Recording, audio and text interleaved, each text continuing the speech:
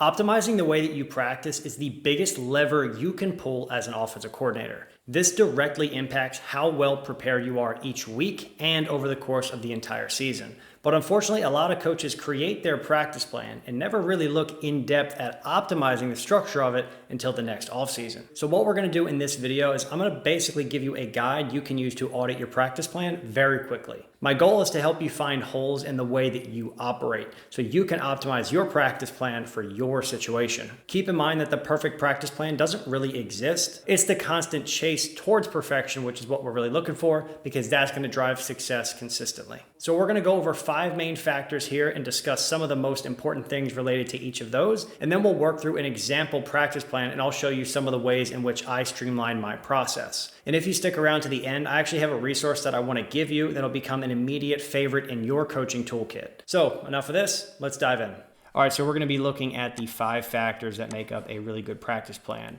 We've got intention, environment, values, efficiency, and development. Okay, so let's take a look at each of these and the idea behind it, right? The overall idea. If you can improve a little bit, 1% here, 1% here, 1% here, it's going to have a big impact, right? If you do this on a consistent basis throughout the whole season, it's going to have a massive impact. So when we talk about our intention, what exactly are your objectives for that practice, right? Did you struggle on third downs last week? Maybe you need to improve on your third down conversion rates. So you're going to have that as a main objective for the practice. This is what we want to focus on.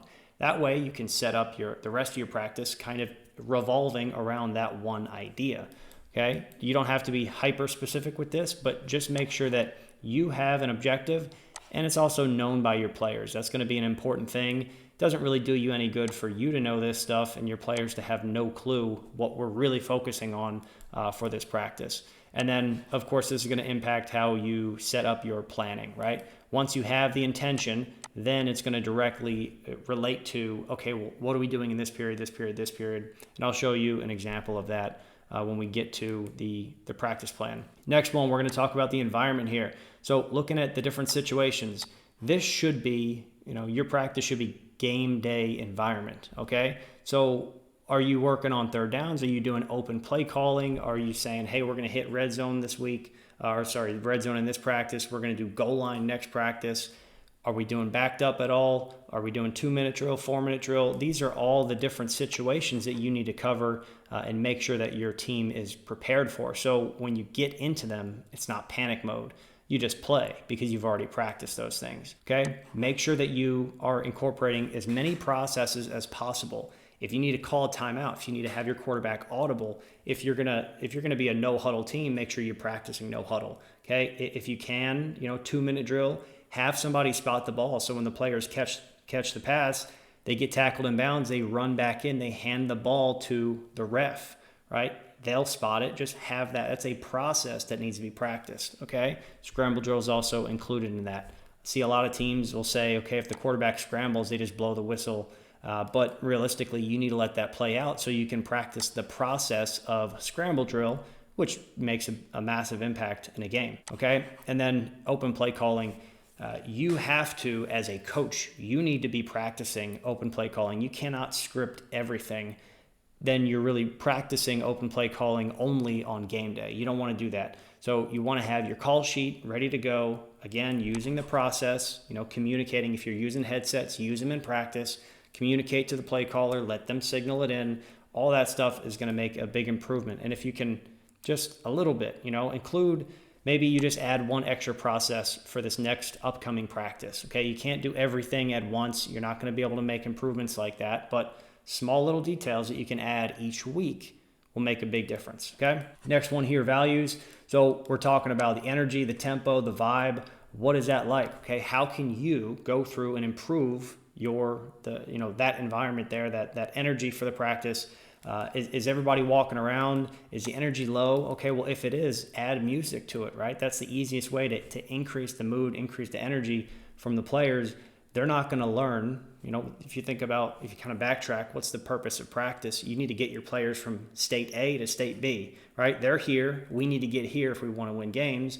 How do you do that, right? Players learn best, people learn best when the energy's high, when they're not stressed out a ton, when they're positive, okay, they have a positive mood. So this is, it might seem kind of silly, but realistically it promotes better learning. So you need to find little mini ways. Maybe it's little jokes or something like that. While they're warming up, you walk around, you crack jokes with people. Do something to keep the energy high. Make sure that the tempo is also high. Don't let anyone ever get bored in practice, okay? And have a good vibe, okay? Also, talking about that, how do you handle adversity? What happens when things go wrong? Are you immediately freaking out, yelling at people, or are you immediately coaching, okay? Is it, hey, mistakes are gonna happen. Here's why it happened. Here's what we can do to fix that. That's a different strategy than going, batshit crazy on them. That ain't gonna work. People are gonna have low energy. They're not gonna learn better in that situation. Okay, when you talk about your speeches, make sure you incorporate your team values in there. Whatever it is that you focus on, for me, it's mostly process based. I focus on that a ton. So I'm gonna make sure that I include in any speech that I really give, I wanna refocus back on that process. And I make that a part of what I'm doing on a regular basis. Okay, we look at efficiency here. What are you guys doing pre-practice? How are you handling that? If you have a pre-practice, normally what I've seen is people just come out, they're throwing the ball around, hanging out. You can use that time. Everybody's there anyways. They're always there a couple minutes early.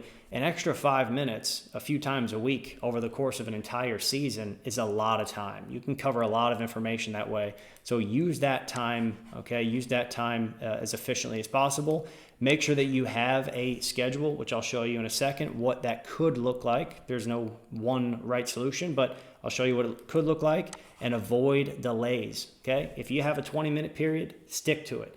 Don't say, okay, well, we want one more rep in. No, if you're 20 minutes, stick to 20 minutes. That's a good habit to ingrain in yourself and also the players, okay? And then avoid standing around like it's the plague, right? If you got special teams going on and your quarterbacks are just kind of chilling, your offensive line is just kind of chilling because they're not doing anything, do something with it, right? Do something with that time. That's going to be extremely important, and you'll be able to get more mental reps that way, which is going to make a massive impact on the development, because there's a ton of things that you can't necessarily develop at full intensity at all the times, right? So standing around, if you have these opportunities, those are mental periods. Those are walkthrough times. We're going to present something. It's like, okay, well, hey, in this case, we got all of our offensive linemen that are doing nothing at this moment.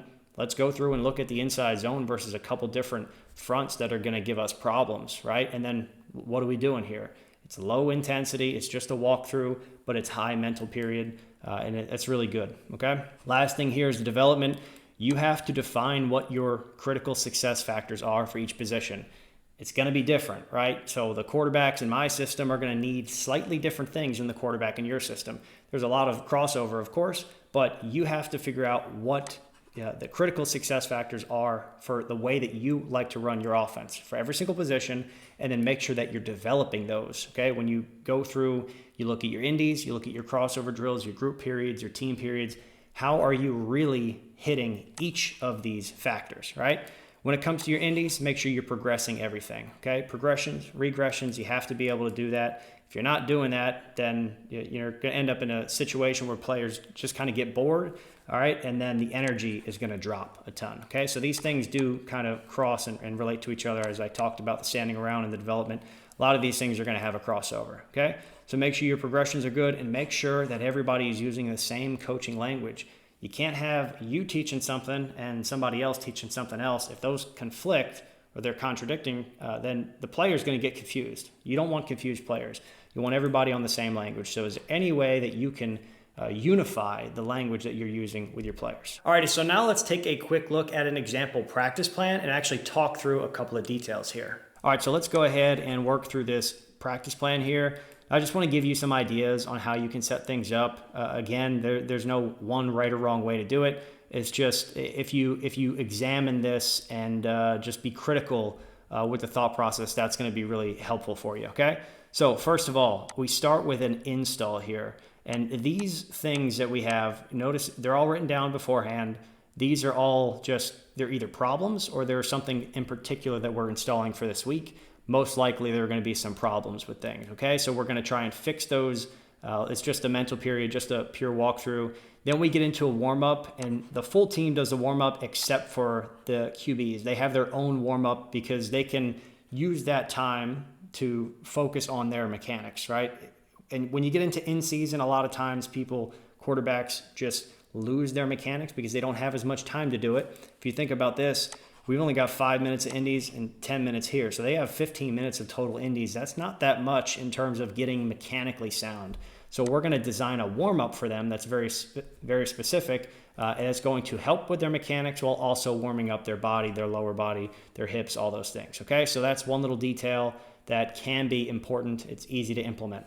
Okay, next thing we have just a quick EDD. This is, you should progress this over time. Don't make it the same drill from day one of the season to the last day of the season. Progress it, but it is something that you are going to be, it's a skill set that you're working on every day. Think of it as a skill rather than a drill. Okay, you're working on a skill that you want to improve every single day. That's the idea. Okay, skill or technique depends on what position you're in. Here we've got the next one was a group period. So we have 5 minutes, right? This is quick, right? So when this whistle blows, you're not going to be able to just jump into it immediately unless you're sprinting over to it, right? So right when this is blown, okay, and make sure you have everything kind of set up beforehand, then we're immediately getting into our score zone. So this is going to be 10 plays in 5 minutes, super rapid fire. Maybe we're not going to be able to get all of them done, okay, because you do have some rotations for things in terms of personnel, but we're going to try as much as possible to get this 10 plays in 5 minutes. Super, super rapid fire. It's just another version of like, we need to lock in, right now. Let's get locked in. It's early in the practice. We just did the warm up. Sometimes people take a little bit of time before they finally get locked in. And then by that point, it's midway through the practice. We don't want that, okay? You want to immediately be ready to go. It's also more fun to compete and do things like that, okay? So we're going to do that. Then we jump into an indie session here. So this is going to be 10 minutes. Make sure everybody has their indies already set up. If you want to do something like this is a group drill, combined quarterbacks, receivers. You don't have to, but you can. So if you look at this, you have indies, you have group, and then you have crossover periods, okay? And then you have team periods. Those are really the 4 main things that we use. So you want to make sure you include those in here. After that indie period, then we jump into a quick crossover. So here is goal line, okay? And these are situational things. Make sure you include situational things as much as possible, all right? And then also we put in here, just kind of backtrack, this is scripted, which I'll show you on the next slide here. This is scripted. This one, the quarterback's calling the plays. Okay, here we're doing a 2-on-3, and it's a couple of plays that we already have. We know we're going to work on those plays. So the quarterback is going to call it, but we have specific things that we want to work on. Then we finally get into the biggest chunk of the practice, which is team. So we have our offense versus scout defense. Okay, we have scout cards. Those are scripted in order. It's a lot easier to do that way. Then drive to score, open play calling. As a coordinator, I need to practice play calling on a consistent basis. It is a fundamental part of my job. I want to practice it on a regular basis, okay? So this is every single practice. I am going to have some form of open play calling in there. I will script some things. So you can see these are going to be scripted. These are going to be scripted, but we're not going to, and these are going to be scripted, but we're not going to do that for everything because you have to have that open field practice. Here, then we switch, we go MCD with scout offense, okay? And then we get into a 2-minute drill, situational thing. If you want to shorten this by 5 minutes each, you can shorten each of these by 5 minutes, and now you have an extra 10 minutes to hit another situation that you can work on. So that's also really important. You can do that, okay? And then we get into special teams, and I want you to notice here, for the offensive line, we're doing pass pro versus different pressures, and quarterbacks, if they are not on the indies, then they can, or sorry, not with the special teams, then they can jump over with the offensive line. And then usually this is something that I would take, and we'd have OC there, you'd have offensive line coach, quarterback coach, and we would all be working through different problems. So we might not even snap the ball, but maybe we're just identifying, we're setting up helmets or trash cans, whatever it is, and we're using bodies to show different fronts, different issues, and then, okay, well, what can we do here? What protection can we check to? What would be a really good run play? If we have a pass play called, what can we check to as a run that would be really helpful? And then the last thing that I want to show you here on the bottom is when we get to our team huddle, we have these are our values. All right. We're going to make sure that I talk about some example of a good process that we saw, so I can call something out and really promote somebody. And then also talking about family, going to the second team game, whatever it is that we're talking about, JV or whatever the situation, right? Just make sure you promote the values that you've decided before the season are going to be important. Just make sure you communicate them regularly. All right, so now we're going to get into our practice script, which is going to relate to this practice up here. So we have, this would be the back, this would be the front, okay? Or you can do it on 2 different sheets. Save paper, use them both on one. Or you could even, if you can do it digital, that's best case scenario, okay? So what we have here is we're going to script out our situations, okay? And we're going to change the yard line and the hash. This is an important thing that some people kind of screw up. All right, the hash is going to change, the set, first group, second group. Okay, for me, I do this in green as second group. You'll see that across all of them. It makes it very easy for me, so I don't have to see this set number here.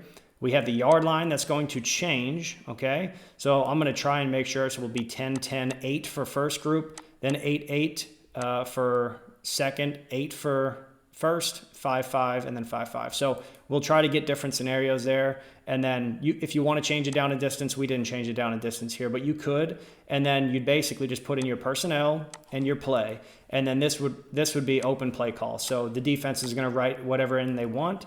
And then you go from there. Now, when we get to this section here, MCO versus Scout D, okay, same deal, right? We're going to put our play in, and then we're just going to label this card 1 through 15, or however many plays you can get in that time frame. It'll always be lower than you want. If you have more time, then obviously you can use a water break or something, but I also just like to start back at the top if that's the situation. Sometimes it's an imperfect system, but it's better than nothing. I'd rather plan for less, a little bit less, and have an extra few reps rather than thinking, okay, well, I put this in the practice script. I didn't get to it. So in my mind, 5 weeks from now, I look at the practice plan. Okay, yeah, that was in there. We practiced it, but maybe we didn't, right? So I would always make sure that I start lower, and then if I have more, I'll go for more. But one thing I want to point out with this is that these are in order, and I'm the one as a coordinator who does this for them, okay? I write the scout cards. I don't want the defense to do it. I want to make sure that it's done really well, okay? So I always set those up. I put them in order, make sure the defensive coordinator has it. You can also have an offensive coach. I was very fortunate to have an offensive coach who was able to handle this, and they watched just as much film as I did, and they were able to organize the defense. Maybe you don't have that, but either way, try to get somebody who's over there that can set up the defense properly, okay? And make sure your cards are clear, okay? Don't have it be really sloppy. Make sure the cards are, if it's a one tech, make it a one tech, right? Don't just have a random, tackle. Don't do that, right? Put nose, tackle, D-end, rush, all that stuff. Next thing here to point out is, again, the hash changes, all right? And then notice we at the very bottom here, so it's all left, and then it shifts to right, and then it goes right back to left, because I want to just have a goal line situation, right and left. And then when we do the defensive ones, we'll flip this. Okay, this will be the defensive. This will be MC defense versus Scout O, and we'll just have the 1, 2, 3 all the way down, and we'll flip the ending here. Okay, so that's another little detail. And then if you can get this fancy, right? This is one way to have a ton more situational football involved when most teams don't normally do that. Take this. Look at this yard line and the down and distance here. Okay, so in this situation, we're going to start on the 35. We're going to do the first handful of plays from the 35 going in, 3rd and 3, 3rd and 4, 3rd and 5. So notice that we have 3rd down now. 3rd down is really practiced a ton and emphasized, which is huge for the offensive mindset, all right? Obviously, the plays that we're using in that situation are going to reflect 3rd down plays, which I'll show you in a minute here how you can do that. Then we get to red zone stuff, we get to score zone, and we get to goal line. And this is all scout team, okay? It's all scout team. Now, the reason why this can be tricky is because, setting up a new defense is not the same look every single time, so it can use a little bit more time than you'd want. That's why I would aim for 15 plays in 15 minutes, when realistically, if it's our offense versus our defense, we'd get way more than that, okay? You wouldn't be able to double it, but you'd be able to get 20, 25-ish plays in that same time frame. But now because it's scout, it's going to be a little bit different. One thing that you can do for your just as a little side note here, when you're doing your scout team offense versus starting defense, if you can use your terminology, it'll help your players a ton. They get more mental reps, and it's just an easier way to communicate rather than, defense does the same thing. So that's one little detail that can make a massive difference. And then if you want to steal my team warm-up, this is the warm-up that I do, you can steal that right there. And then give yourself a little section for notes if you want to write anything down, which you should have some notes. Have a pen on you at all times. And if you have any notes, make sure you write them down. Okay, next we got two little things here. I just want to talk about how you can quicken this process, because this could seem like a lot. If I have to sit here and type this in every single time, I don't want to do that, right? That's annoying.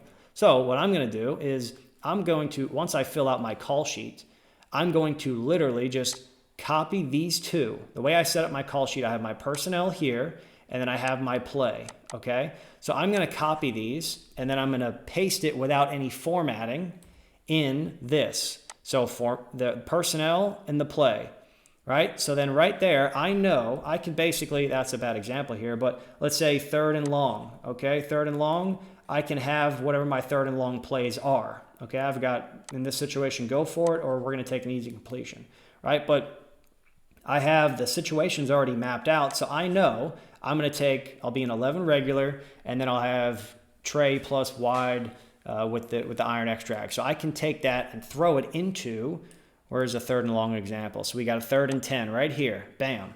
So I can do that. And because it is set up on the call sheet as pluses and minuses, I want you to notice that as well.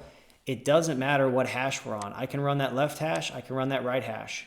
It doesn't matter, okay? Because I've set it up in a way that it's trips plus, half slide minus. So if we're on the right hash, we're going to be trips left. If we're on the left hash, we're going to be trips right. Okay, half slide is going to go into the boundary. Okay, protecting the quarterback's backside. So this is one way that you can set it up. And then now we want to try and improve because this will also take a long time to create this, right? But once you create one of them, then it's going to really help you moving forward. Now, how can we quicken the process of creating this and make it easier in the future as we create more and more game plans? That's where the play pool comes into play. So let me quickly explain what this is. I essentially, anytime I have a new play idea, I'm going to fill out this. And by the way, I hid a ton of these columns so I could fit more on here because I just want to show you the idea of it rather than do a massive screenshot and you can barely see anything. So we have the personnel here, the play call, the format, and then I'm going to take, this is what I would copy and paste into here, and then I would format it afterwards, okay? So I always have, just as a general thought, green, these are runs, bright green is moving pocket, these are trick plays, these yellow are screens. So when we get into high red zone, okay, in this situation, these white ones, these are shot plays, trigger things. So now I know I have a shot, I have a run, I have a moving pocket, I have another run, I have a quick game, okay? Because the light blue is quick game. The beige, these are more dropbacks. So you can, you set it up however you want. I'm just giving you an idea of how you can do it. But that's through the copy and paste into the call sheet. Then I'm going to break it up individually by each part of the play call. So we have formation, the formation tag, any pre-snap movement, shift or motion, a pass pro, and if you have shifts and motions, then cut them in half. So I normally have a shift column and a motion column. So you'd have two of those.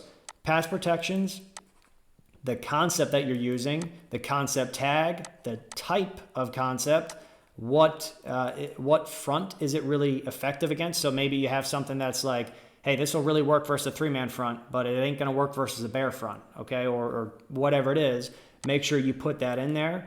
coverage beaters, and you'd have one of these. This is cover 2. You'd have one for 0, 1, 2, every single coverage that you're going to potentially face in the season, okay? And not just the basic ones here, also put in pattern match coverages as well. So then you have those solutions. Whenever you want to, you basically just say, okay, I'm going to filter and I'm going to find all my cover 2 beaters because they like to use cover 2. So I'm going to find all my cover 2 beaters, and that's going to help make up my game plan as I move forward. And then also situationally based. High red zone, low red zone, goal, score zone, goal line, or I guess I'd put it as just, high red zone, low red zone, goal line. Okay, those are the 3 main ones that I would have. You can also have a backed up section as well if you want to do that. But essentially the idea is the more detailed you can be, and it's not you build this one time and you sit down for 15 hours and you do it. You build it over time, right? You can go the first route, but more likely build it over time. If you get an idea, then you can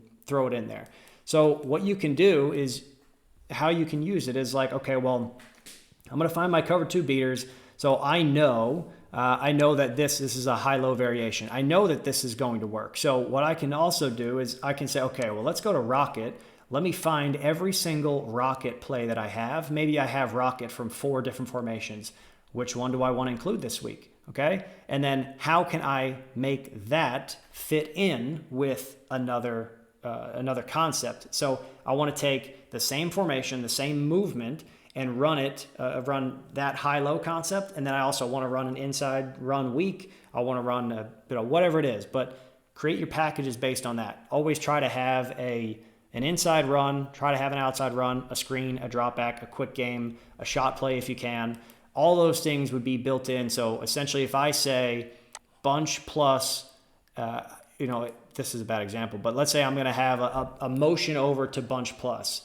When the defense sees that exact look, okay, motion over to bunch plus, there are 6 different things that can occur, right? That's what I want to happen. So that's where you really need to use something like this. It helps organize all of the thoughts that you have. You can find information so much quicker just by sorting through things. All right, so I know that this is actually a lot of information, and putting all this stuff together can seem a little bit difficult to start. So I have a checklist that you can simply print out and slap on your desk, and then use that every time you work through the planning process of creating your practices. And if you can make this a habit, it'll completely transform your team. You're gonna be 10 times more organized and efficient with everything that you do. But before we get to that, if you found a lot of this information really helpful, I do have a resource that I think you should check out. It's my 21-day OC course. What we covered in this video is basically one out of 110 lessons that you get lifetime access to when you sign up. Everything that we talked about in this video is a part of one of the systems, which is player development. Now, we only talked about the practice design side of the player development system. So there's a ton of other things that the course gets into.